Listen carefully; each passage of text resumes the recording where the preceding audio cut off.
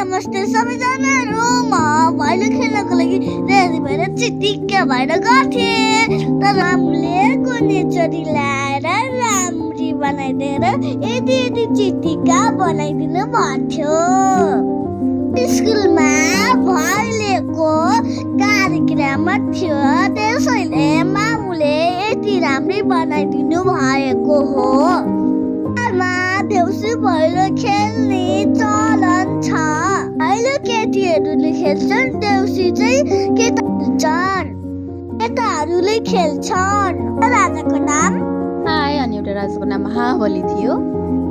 राजा महाबली अत्यन्त धर्मात्मा र दानी राजा हुनुहुन्थ्यो। उहाँको राज्यमा सबै प्रजा सुखी थिए र उहाँको कीर्ति स्वर्ग र पृथ्वीभर फैलिएको थियो। राजा बलि भगवान विष्णुका ठुलो भक्त थिए। उहाँको भक्तिभाव र शक्ति बढ्दै गएपछि देवताहरू डराए कि बलिले स्वर्ग नै कब्जा गर्न सक्छ। त्यसैले भगवान विष्णुले उहाँको परीक्षा लिनुभयो। भगवान विष्णुले वामन अवतार सानो ब्राह्मण बालकको अवतार लिनुभयो र वामनले राजा बलि कहाँ गएर मागे, मलाई 3 पाउ जमिन दिनुहोस्। उदार राजाले तुरुन्तै माने, म मागेको जति दिउँला भने राजाले। त्यसपछि वामन भगवान ठुलो आकारमा बढ्नुभयो। पहिलो पाइलामा पृथ्वी राख्नु, दोस्रो पाइला आकाशमा, तेस्रो पाइला राख्न ठाउँ नै भेट्नु भएन। राजा बलिले विनम्र भएर भने, हे भगवान, तेस्रो पाइला मेरो टाउकोमा राख्नुहोस्।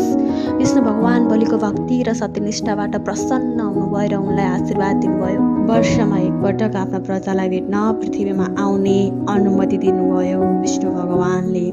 त्यसपछि जब राजा बलि वर्षमा एकपटक पृथ्वीमा आउँछन्, तब जनताले गाएर नाचेर देउसी भैलो खेलेर उहाँको आगमन मनाउँछन्। देउसिरे भन्ने शब्द देव आशीर्वाद, देव समृद्धि भन्ने अर्थमा परेको हुन्छ। यसरी